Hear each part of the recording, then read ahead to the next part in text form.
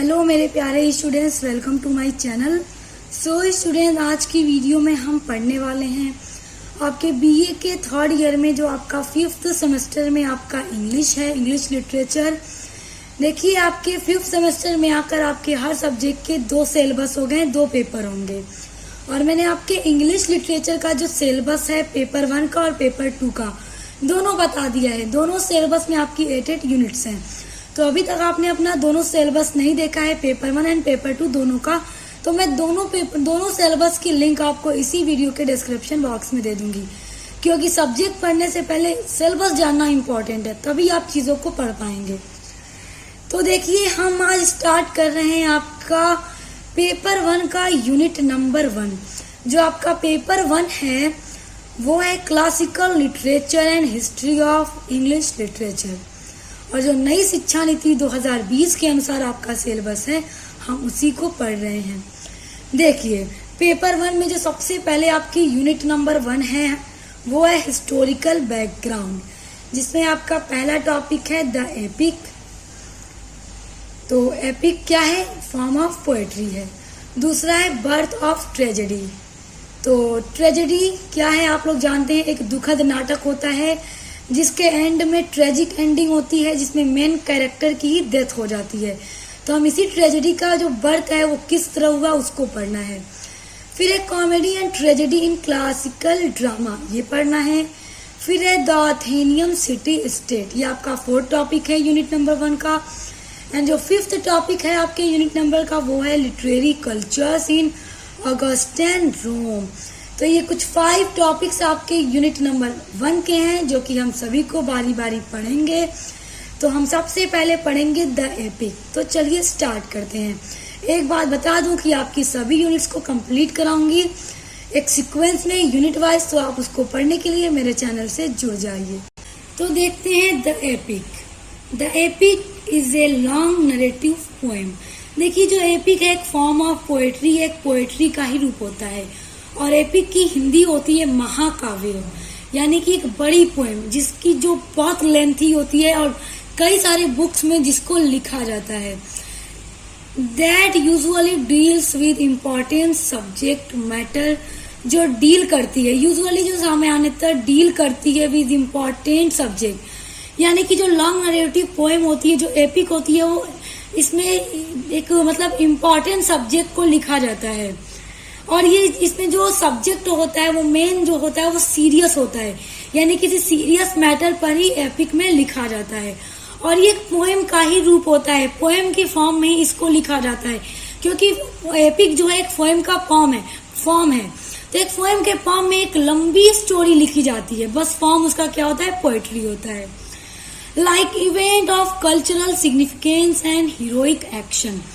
तो जो ये डील करती है इम्पोर्टेंट सब्जेक्ट के साथ, जैसे कि किसी इवेंट ऑफ कल्चरल सिग्निफिकेंस, यानी संस्कृति के कुछ फायदे के जो इवेंट्स होते हैं, घटनाएं होती हैं, उनके साथ। और हीरोइक एक्शंस, और इसमें कुछ हीरोइक एक्शंस होते हैं, यानी कि इसमें हीरो के ऊपर भी महाकाव्य लिखा जाता है। और जो एपिक के अंदर हीरो होता है तो उसके पास कुछ सुपर नेचुरल एलिमेंट्स होते हैं।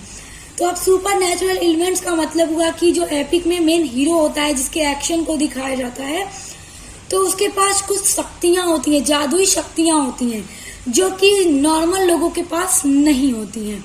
तो ऐसी चीजों को एपिक में दिखाया जाता है। और देखिए, इसके अलावा जो एपिक है और भी अदर सब्जेक्ट्स पर लिखी जाती हैं, जैसे कि रिलीजियन स्टोरी पर या फिर कोई मोरल स्टोरी पर। अब हम देखेंगे the word epic derive from Greek एपिकोस। जो वर्ड एपिक है वो डिराइव हुआ है, यानी लिया गया है, सामने आया है ग्रीक भाषा के एक शब्द एपिकोस से। और एपिकोस का मतलब होता है नरेटिव पोएम, यानी कि लंबी poem. Brings to our mind's eyes to images of something big, magnificent and larger than life. और देखिए, ये हमारे मस्तिष्क में कुछ बड़े चित्र खींचता है, यानी कि ये लंबी कहानी होती है। तो जब हम इसको पढ़ते हैं, लंबी पोएम होती है, तो हमारे मस्तिष्क में ये बहुत ही लंबा चित्र खींचता है। देखिए, Joseph T Shipley explained it. Joseph T Shipley ने एपिक के बारे में लिखा है कि an epic is a narrative poem large in effect, यानी कि महाकाव्य एक वर्णनात्मक कविता है, यानी कि लंबी कविता है। In the character, the events, the setting, यानी जिसका प्रभाव चरित्र, इवेंट यानी घटनाएं, सेटिंग्स यानी कि योजनाएं उसकी बहुत बड़ी होती हैं। The epic scale of being transcends at every point that of ordinary life. महाकाव्य की प्राकृतिक और सामान्य योजना वह समय है जो उपलब्धि की महानता से चिन्हित किया गया है और उन दिनों असाधारण मनुष्य हुआ करते थे। आइए अब आगे बढ़ते हैं कैरेक्टरिस्टिक्स ऑफ एपिक। अब एपिक की क्या क्या विशेषताएं हैं उनको देखते हैं। देखिए, इसकी पहली विशेषता है it tells the heroic journey of a single person और ए ग्रुप ऑफ पर्सन। देखिए, ये जो एपिक होता है वो एक हीरोइक जर्नी, यानी कि यह कहती है, डिटेल्स यह बताती है, यानी कि epic of a single person, एक सिंगल पर्सन की पूरी हीरोइक जर्नी के बारे में, उसकी यात्रा के बारे में बताती है, या फिर एक ग्रुप का, मतलब पर्सन का ग्रुप होता है, लोगों का पूरा ग्रुप होता है, उसके बारे में वर्णन करता है। यानी कि एपिक जो है वो एक आदमी के बारे में भी वर्णन कर सकता है और मतलब लोगों के ग्रुप के बारे में भी बता सकता है। अब जिस पर अब पोएट की मर्जी वो चाहे जिस पर लिखे। दूसरी विशेषता, दूसरा कैरेक्टरिस्टिक्स है कि it takes place across long time spans, और यह बहुत ज्यादा प्लेस लेता है और टाइम लेता है, क्योंकि ये बहुत ज्यादा बड़ी होती है और ये कई सारे बुक्स में लिखी जाती है। उसके बाद अगला कैरेक्टरिस्टिक्स है the epic include rhythm and rhyme. देखिए, जो एपिक है वो एक फॉर्म ऑफ पोएट्री है, एक कविता का ही रूप होता है, तो एपिक में इंक्लूड होता है rhythm and rhyme.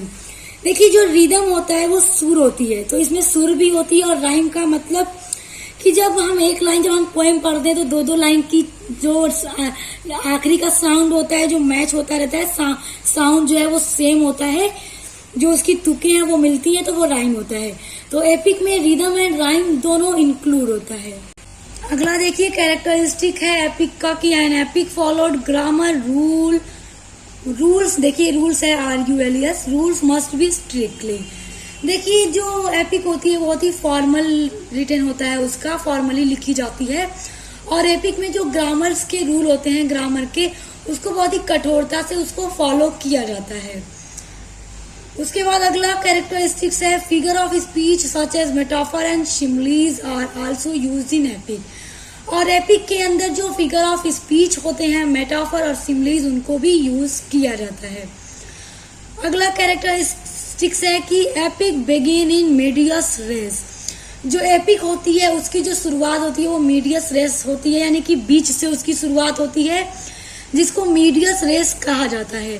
Epic start right in the middle of all the action, यानी कि जो एपिक है वो शुरू होती है मिडल से, उसका जो भी एक्शन होता है वो बीच से शुरू होता है, और उसी को मीडियस रेस कहा जाता है, और उसके बाद उसमें सभी जो इवेंट्स होते हैं वो लिखे जाते हैं, दिखाए जाते हैं। अब देखिए examples of epic in literature. अब हम देखेंगे कि इंग्लिश लिटरेचर में, साहित्य में उसके क्या एग्जाम्पल्स हैं। देखिए, एक बहुत ही फेमस ग्रीक पोएट थे होमर। तो होमर ने लिखा है दो बहुत ही फेमस एपिक्स। देखिए, Homer wrote two famous epics, Iliad and Odyssey. ध्यान दीजिएगा, ये दोनों अलग अलग है, इलियड एंड ओडिसी, ये दोनों अलग अलग एपिक हैं, होमर ने ही इनको लिखा है। अब देखिए, यहाँ पर एक और बात मैं आपको बता दूं कि जो होमर के ये दोनों एपिक्स हैं, इलियड एंड ओडिसी, वो बहुत ही फेमस हैं, और जब इनको होमर ने लिखा था तो वहीं से एपिक फॉर्म की शुरुआत हुई थी, यानी कि लंबी नरेटिव पोएम। देखिए, जो होमर थे वो लंबी लंबी पोएम्स को गाया करते थे, जैसे कि Iliad and Odyssey oral form में थी, क्योंकि देखिए पहले क्या था ना कि एपिक को लिखा नहीं जाता था, सिर्फ गाया जाता था। और ये जो इलियड एंड ओडिसी दोनों एपिक्स हैं होमर की, इनको भी होमर पहले सिर्फ गाया करते थे, और अगर किसी को भी एपिक सुनानी रहती थी तो पूरा ग्रुप बैठता था, और ग्रुप में मतलब जो प्रोफेशनल सिंगर होते थे वही एपिक्स को गाकर सुनाया करते थे, पीढ़ी दर पीढ़ी उसको पहुंचाया करते थे। तो देखिए बाद में फिर क्या हुआ कि होमर के इन्हीं दोनों फेमस एपिक्स को, इलियड को और ओडिसी को रिटन फॉर्म में कर दिया गया। यानी कि पहले ये सिर्फ क्या करते थे, गाते थे। तो वहीं से क्या हुआ था कि एपिक्स को भी रिटन फॉर्म में लेकर आया गया। यानी एपिक्स पहले सिर्फ गाई जाती थी, ओरल फॉर्म में होती थी और बहुत लंबी लंबी पोएम हुआ करती थी। और होमर की भी ये दोनों एपिक्स ओरल फॉर्म में ही थी, बाद में इनको रिटन फॉर्म में लाया गया। Iliad and Odyssey represent the perfections of epic form. यानी कि जब होमर ने इन दोनों एपिक्स को लिखा तो वहीं से एपिक फॉर्म की शुरुआत हुई। Homer fix the form of the epic for all times to come. और होमर ने फिक्स कर दिया फॉर्म को, एपिक की फॉर्म को आने वाले टाइम में, कि ये क्या होगा, एक लॉन्ग नरेटिव पोएम होगी। These poems describe the event of the Trojan war. जो होमर की ये दोनों पोएम्स हैं, जो इलियड है और जो ओडिसी है, उनमें वर्णन किया है होमर ने ट्रोजन वॉर की घटनाओं का। ट्रोजन वॉर जो था वो हिस्ट्री का बहुत ही फेमस वॉर है, तो उसी की घटनाओं का इस पोएम में होमर ने वर्णन किया है। तो आप याद रखिएगा, ये सारी चीजें एग्जाम में पूछी जाती हैं। फिर है Iliad and Odyssey characterised by the use of similes and phrases. देखिए होमर ने अपने इन दोनों एपिक्स में, इलियड में और ओडिसी में, सिमिलीज एंड फ्रेजेस दोनों का बहुत ज्यादा यूज किया है। अब देखेंगे हम आपका टाइप्स ऑफ एपिक। देखिए एपिक के कितने टाइप्स हैं, ये बहुत ज्यादा इंपॉर्टेंट है और एग्जाम में अक्सर पूछा जाता है, तो बहुत ध्यान से इसको पहले समझिए। देखिए इसके दो टाइप होते हैं, दो तरह के एपिक के प्रकार हैं। पहला है फोल्क एपिक। देखिए ये FOLK है, फोल्क एपिक, और दूसरा है लिटरेरी एपिक। तो पहले हम फोल्क एपिक को देखते हैं, ये क्या है। Folk epic is an ancient epic. देखिए जो फोल्क एपिक है वो बहुत ही प्राचीन एपिक है। देखिए मैंने अभी आप लोगों को ये बताया है कि जो पहले एपिक थी वो गाई जाती थी, वो लिखी नहीं जाती थी, वो ओरल फॉर्म में होती थी। तो ये एक इतिहास है एपिक का, कि पहले वो क्या था, ओरल फॉर्म में था, बाद में ना उसको रिटन फॉर्म में कन्वर्ट किया गया। तो देखिए ये बहुत ही प्राचीन एपिक का एक रूप है folk epic, which was originally in oral form. और जो फोल्क एपिक होती थी वो ओरल फॉर्म में होती थी, यानी इसको गा करके जो प्रोफेशनल सिंगर होते थे गा करके सुनाया करते थे। और होमर के जो इलियड एंड ओडिसी, ये दोनों एपिक्स हैं, वो भी फोल्क एपिक्स का ही एग्जाम्पल है। वो दोनों भी ओरल फॉर्म में ही थी, होमर उसको गाया करते थे। With the passage of time many authors tried to preserve them in the form of writing. देखिए with the passage of time, जैसे जैसे टाइम गुजरता गया, मेनी ऑथर्स, कई सारे ऑथर्स ने, लेखकों ने कोशिश की, preserve them in the form of writing, इनको प्रिजर्व करने की, इनको मतलब कि कन्वर्ट करने की, फॉर्म ऑफ राइटिंग, लिखित रूप में कन्वर्ट करने की। Homer's Iliad and Odyssey are oral epic.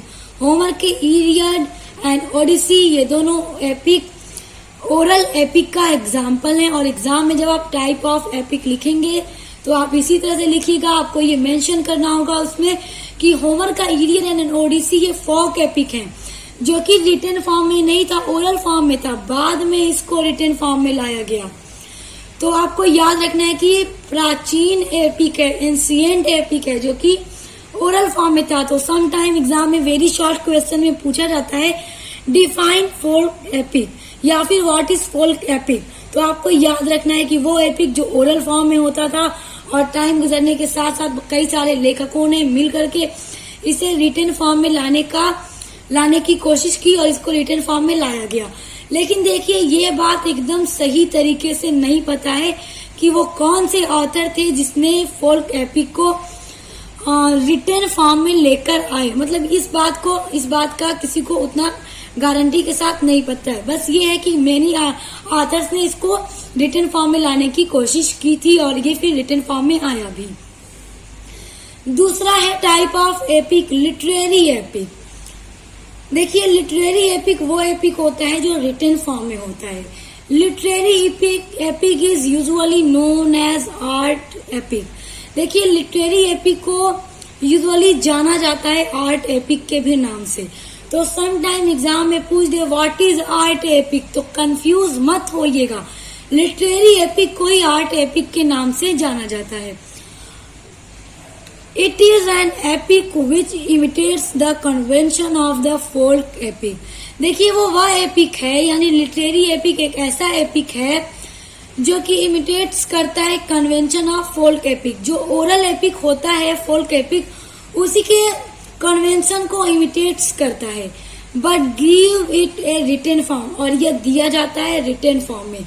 यानी लिटरेरी एपिक रिटन फॉर्म में होता है और जो फोल्क एपिक है वो ओरल फॉर्म में होता है, लेकिन बहुत सारे फोल्क एपिक को भी रिटन फॉर्म में ला दिया गया है। ये लिटरेरी एपिक्स के भी कुछ एग्जाम्पल हैं। वर्जिल्स, ये एक लैटिन पोएट थे, ये बहुत ही फेमस लैटिन पोएट थे। तो इनका एक एपिक है इनियड। इनियड एक लिटरेरी एपिक का एग्जाम्पल है। एंड जॉन मिल्टन का जो पैराडाइज लॉस्ट है वो भी एक लिटरेरी एपिक ही है। और देखिए जो पैराडाइज लॉस्ट है जॉन मिल्टन का, उसको पूरे 12 बुक्स में लिखा गया है। तो इस तरह आप देख सकते हैं कि जो एपिक है कितनी लॉन्ग नरेटिव पोएम होती है कि जिसको इतनी सारी बुक्स में लिखा जाता है। तो कल सम टाइम एग्जाम में पूछा जाता है कि पैराडाइज लॉस्ट मतलब कितने बुक्स में, तो 12 बुक्स में पैराडाइज लॉस्ट को लिखा गया है। और वर्जिल्स का इनियड और जॉन मिल्टन का पैराडाइज लॉस्ट लिटरेरी एपिक के एग्जाम्पल हैं। और होमर का इलियड एंड ओडिसी ये दोनों एपिक फोल्क एपिक के एग्जाम्पल हैं। तो आज की वीडियो में हमने एपिक क्या है देखा, कैरेक्टर ऑफ एपिक्स देखा, हिस्ट्री ऑफ एपिक देखा, और एपिक के लिटरेचर में एग्जाम्पल्स क्या है वो भी देखा, एंड टाइप ऑफ एपिक देखा। तो ये सारे टॉपिक बहुत ज्यादा इम्पोर्टेंट है आपके एग्जाम के पॉइंट ऑफ व्यू से। तो आई होप आप इसको बहुत अच्छे से समझ गए होंगे। समझ गए तो लाइक कमेंट शेयर कर दीजिएगा, और आने वाले सभी वीडियोस के लिए चैनल को सब्सक्राइब करके बेल आइकन को प्रेस कर लीजिए, क्योंकि इसी तरह से मैं आपके सभी टॉपिक्स को कंप्लीट कराऊंगी। तो हम मिलते हैं नेक्स्ट वीडियो के साथ।